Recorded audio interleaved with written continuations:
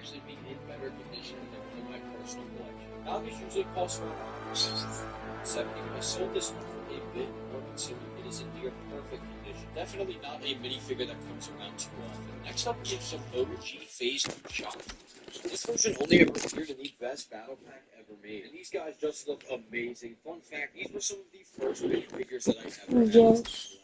Next up, we've got two Sith Troopers, and the ones without leg printing, like we see here, appeared in the same set as Malgus. And you know I had to get a shot of all three of these guys lined up. They just look so good together. Next up, we've got a Hawk Princess Leia. This one is from the same X-Wing as the Han Solo that we saw earlier. Next up, we have two Clone Wars Obi-Wan Kenobis, and these ones appeared in 5 sets and go for around $6. Next up, we have an Astromech droid, R4G0, who only ever appeared in that Jet 14 stealth starfighter that we mentioned earlier. Next up, we have an Inquisitor, the fifth brother. This one is from the Inquisitor transport site and goes for around $15. Next up, we have another minifigure from that set, the Grand Inquisitor, who's worth about $18. Next, we have the Jedi Master himself, Coleman Trevor. He only ever appeared in the ATTE of 2013 and goes for around $40 nowadays. And we need justice for Coleman Trevor. They killed him off way too early. Next up, we have...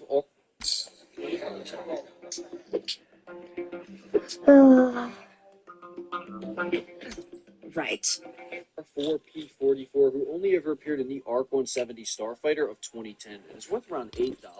Next, we have the final minifigure from Jet 14 Stealth Starfighter, the Bounty Hunter. He's a pretty niche minifigure and goes for $17. Next, we've got some Imperial minifigures, including an older-style TIE pilot, R5J2, the Astromech droid, and another TIE pilot with newer-styled printing. Next, we have a legendary Rebel pilot, the original B-Wing.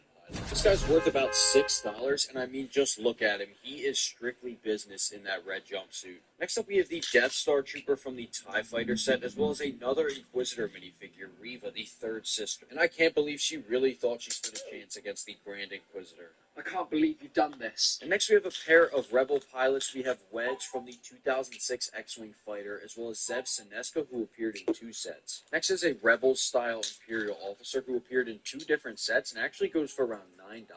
Next is the Silver Assassin droid from the Assassin's Droid Battle Pack. He's only worth a couple dollars, and next up we have a pilot Luke Skywalker, the one from the 2006 X-Wing fighter. We've gotten a good chunk of our value back, but we still have a ton of minifigures left to go. Next is Turk Falso, one of Hondo's pirates from the 2009 Pirate Tank set. Next is another Clone Wars minifigure from 2009, the Phase 1 Clone Gunner. Sets and it's worth around $7 each. This has been an amazing lot for Christmas, so we actually have one more. We have the first version of the Grand Inquisitor from Star Wars. This was from the TIE Advanced Prototype set of 2015. Those are around $35. While we have both of the Grand Inquisitors here to compare, which one do you think is better? I think both versions of this minifigure are done really well. They both have unique differences in accessories while maintaining the accuracy of the character. You almost can't have a LEGO Star Wars line without this character, R2-D2. Next up is another Astromech droid, but this one is not as common. This is T701, who only ever appeared in 1 set in 2012, the Republic Striker class Starfighter. Next up is another minifigure from that set, Satele Shan.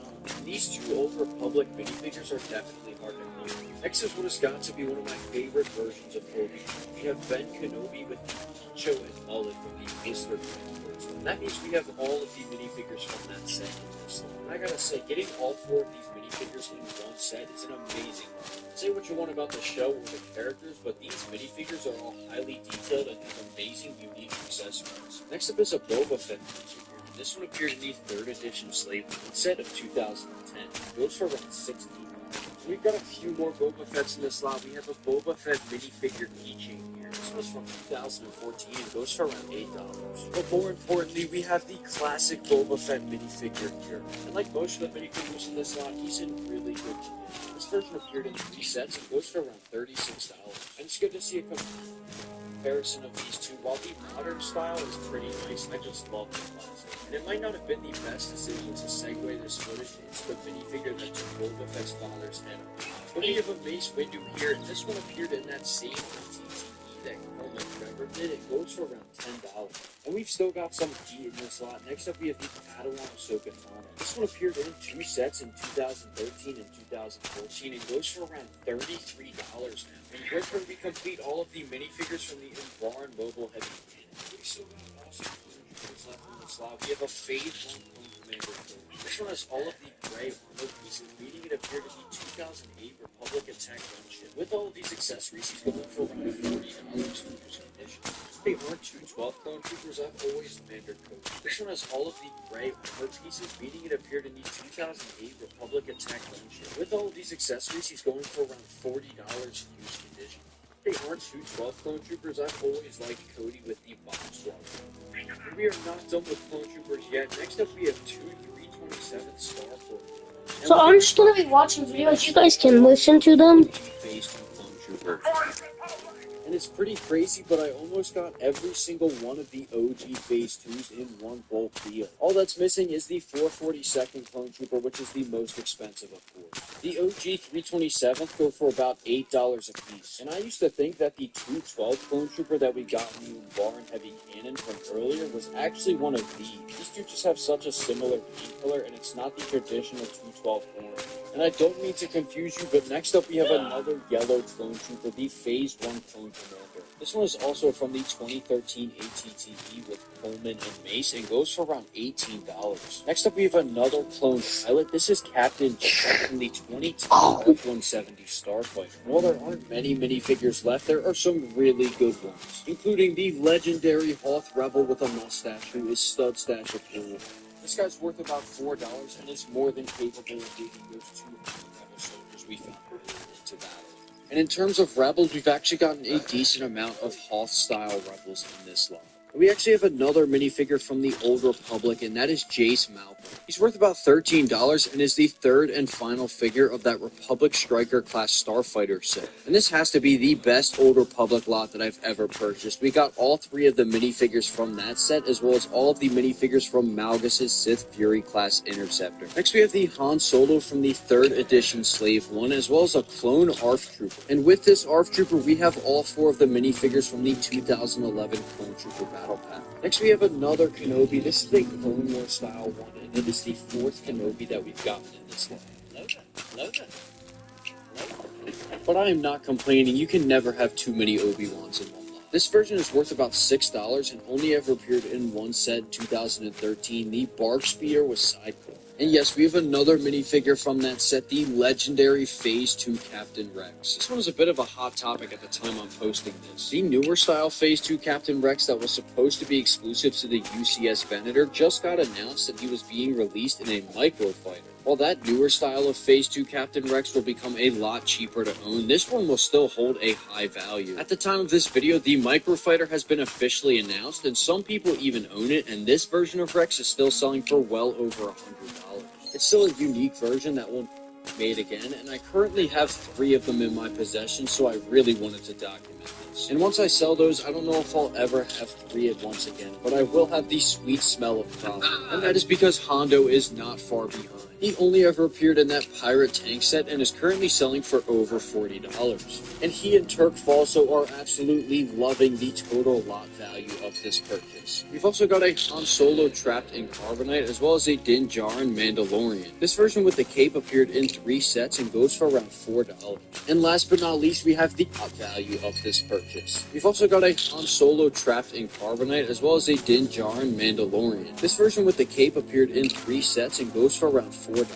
And last but not least, we have the menacing A-Wing pilot from the A-Wing fighter of 2006. And put yourself in this position. You are stationed on the Death Star, one of the most devastating weapons in all of existence, and these guys fly straight at you. If you guys enjoyed this video, make sure you drop a like, comment, and subscribe, and check out some of my other ones. I got a ton more on the way. As always, thanks for watching.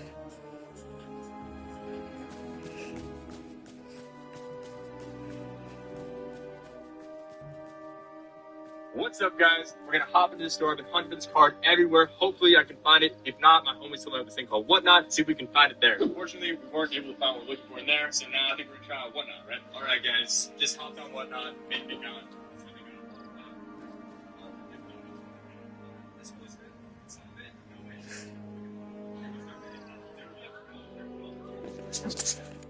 Alright, live auction bidding. Go give it a try.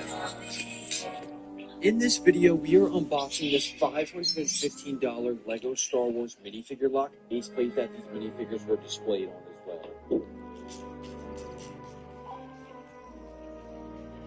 Starting this lot off, we have a Phase 2 Clone Trooper. This minifigure only appeared in the Turbo Tank Microfighter set of 2014. This one actually doesn't have the right torso or legs right now, but when it's complete, it goes for around $20. Next up in the lot, we have a Santa Hat Clone Trooper. They have appeared with these exact parts in the 2014 Advent Calendar. The torso and legs on the Santa Hat Clone Trooper are actually the exact ones that go to the Phase 2 as well. And you can technically make a complete Phase 2 from the 2014 Advent Calendar because the helmet appeared in a different day's build. This Astromech droid is technically not even a complete figure. The top portion of this droid is R2-X2, only ever appearing in the X-Wing fighter of 2014. The bottom portion of this droid actually goes to the Christmas tree Astromech droid. Next up in the lot, we have a 212th Airborne clone. This awesome clone trooper only ever appeared in the Utapau Trooper set of 2014. He goes for around $16 when he's complete, but this one is unfortunately missing his comma. And we've got even more 212th clone troopers in this lot. We've got two of the standard Phase 2 clone troopers, also only ever appearing in the Utapau Troopers pack. A squad of 212s holding up. Hopefully we can find more of them in this lot. Next up, we've got some First Order troopers. There's a First Order Stormtrooper and an incomplete First Order Flame Trooper. We've got a few non-Star Wars ones mixed in here. Next up, we have an El Macho Wrestler minifigure. He's missing his cape and is worth about $4 and only ever appeared in Lord Business's Evil Lair. And also from that set, we have the Lord Business minifigure. This minifigure is just crazy. Look at that headpiece. And also we have 4 Emmets that look like they're a little bit scared to take on Lord Business. And I never knew that the Emmet Battle Pack existed until I made this video. And now it looks like these guys are actually ready to take on Lord Business. The power of the special. That sounds dumb. Alright, let's get back into some Star Wars. Next up, we have a Jedi Master Luke minifigure. And you can say what you want about the sequels, but you can't deny that this is a clean-looking minifigure. This one only ever appeared in the Octu training set of 2018, and it goes for around $18. And next up, we've got a Luke Skywalker that appeared in a better Star Wars movie. We have the Dagobah Luke Skywalker. This one doesn't have the backpack, so it's from the Dagobah Jedi training diorama, and it goes for around $7. And next up, also appearing in the Lord Business Evil Lair set, we have the Ma and Pa Cops. We've still got a ton more heat in this slot. Next up, we have a 501st Clone Trooper. This one is incomplete, but it appeared in the AT-RT as well as the Z95 Headhunter. It goes for around $8. Next up, we've got 2 Wild Styles as well as parts to a General Grievous. This version of Grievous appeared in 3 different sets and goes for over $20 when he's complete. Hopefully, we can find the rest of his arms. Luckily, General Grievous has some battle droids that he can boss around. We've got a handful of them in this lot. There's also 2 commando droids. We are starting to build a nice little build here for ourselves. Next, we have an awesome clone trooper. We have a Phase 1 Clone Commander droid. Looks like he has some marker on his arms. That's not really a big deal. It should rub off, or it can always replace the white arms. This version of Gree appeared in 1 set as well as 1 book and goes for around $10 nowadays. We've got another green clone trooper in this lot. This is the Phase 1 Clone Sergeant from the Clone Troopers vs. Droids Battle Pack. He's a pretty solid clone trooper and is worth around $10 nowadays. Next up in the lot, we have a Darth Vader minifigure. This one appeared in a polybag in 2018 as well as the Darth Vader transformation set. We've got some more Empire here, including these 2 TIE pilots, and next up we have a Boba Fett. And this one unfortunately came with a surprise. There is a screw lodge straight through the back of this minifigure. And I understand drawing on your clone troopers, but what is the point of this? It looks like the torso and jetpack are completely toast on this minifigure. The helmet, head, and legs are probably salvageable. I wish I could get to that cloth piece, but I can't get the jetpack off, unfortunately. Hopefully we don't find any more minifigures like that. Next up, we've got 2 more TIE pilots, bringing us to 4 in total in this lot. Further expanding on our droid army, we have 3 super battle droids, and it looks like one of them is really buff. And after those 3 super battle droids, we're moving into 3 Phase 1 clone troopers. This style goes for about $8 a piece, and these are in really good condition. Next up, we've got 2 Imperial Gunner minifigures, as well as a Mace Windu. This version of Mace goes for around $10. He appeared in the General Grievous's Combat Speeder set of 2018 in 1 book. Next up, we've got a really cool minifigure, the Mandalorian Super Commando. This version is from the Mandalorian Speeder set of 2013 and goes for around $16. Next up, we've got another awesome clone trooper, the Kashyyyk Scout. This version appeared in 3 sets and is worth around $10. Next up, we've got 2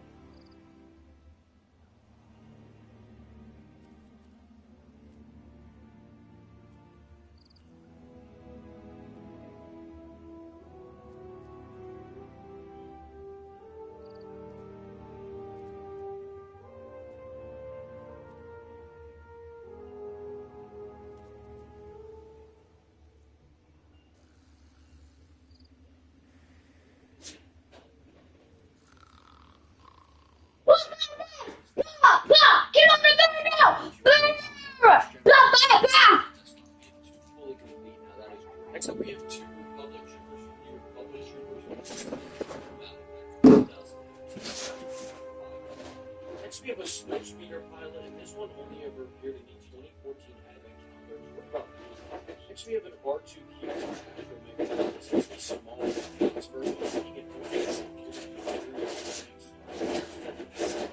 From Separatist to Astromech, we've gotten a pretty good amount of droids in this line. Next up, we have a Yoda. This one is from the We also have a Farm Boy Luke Skywalker. We have 3 different iterations of Anakin in this line. Pretty cool. Next, we have the Resistance Speeder pilot, Noden Chowdhury. He's exclusive to the Ski Speeder versus First Order Walker Microfighter set. And I really like the hairpiece on this fitting. Next, we have the skirt version of Ferris, who appeared in the Jedi and Clone Troopers Battle Pack of 2018, which is worth about $7. And I've always liked this particular shade of blue that we have on her caveman hood. It's really nice.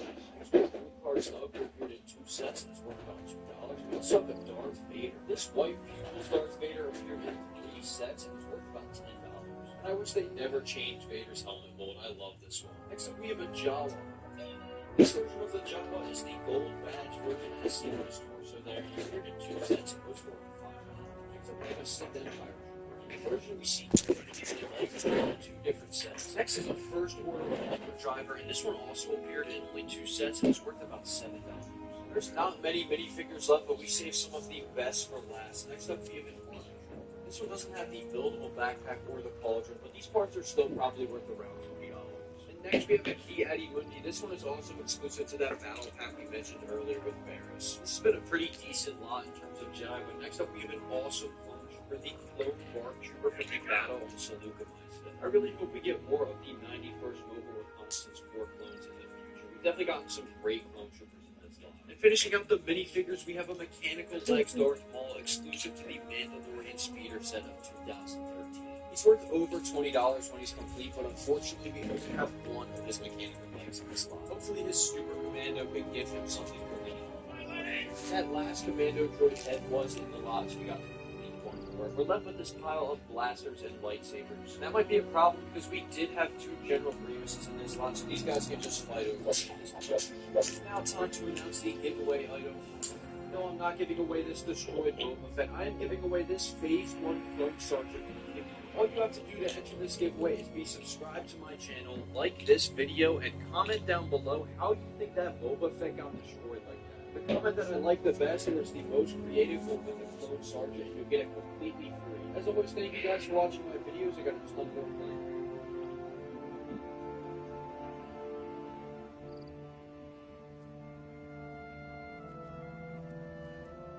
To celebrate the 8th anniversary of Star Wars Galaxy of Heroes with unmissable free rewards.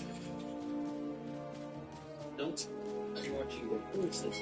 Hello there, welcome back to part 3. Today we are reviewing the ongoing slaughter. Separatist only has now reached to the purpose defensive and is now marching their forces beyond the protected wall. In the previous episode, the clones rushed out the gate, closing the blood-thirsty mountain man used them to place the grass red with food on the mountain. Inside the gate, all that remained was dead for a hopeless fight. Note Gun Ray still spectates the winning battle toward the Separatist base. In front of the base, the MTT picks up speed, poised to put an end to the Republic. Beneath its nose is a small creature about to get raw done. Not so far to its right is the snail droid advancing towards its target. An army of over 100 B-2 battle droids are marching ever closer to the broken wall of defense. Leading them all is Count Dooku, the leader of the Separatist Alliance. Still under the protection of 4 Magna Guards, laying dead beneath the Count's feet is the brave clone commander who got his face slammed in by the Mountain Man. Over at the gate's broken door, an AAT accompanies the Fett on top surveys the Grand Army marching towards it. Beside it are the 2 last remaining droid speeders. Running along the side of the wall at incredible speed is Asajj Ventress, seeking her next kill. Not so far ahead, atop the wall, Mace Windu struggles to hold the General's Python in check. The General launches massive barrages at incredible speeds, having already eliminated all the clones within his sights. Well, one is barely alive, his blaster arm severed and bleeding out. Rest in peace, Commander Turtle. You might wonder where Grievous's 4th arm is. He lost it fighting the Jedi Ahsoka Tano. As they say, she took one arm, and he took her life. A fierce trade, indeed. Now, on the side of the wall, you can see the mountain men climbing up, ready to assist the general in his fight against guns. Pushing through the city streets is the massive droid army, leaving no living being alive. The so-called blast-resistant wall has now been knocked down, and almost everyone behind it is now dead. Commander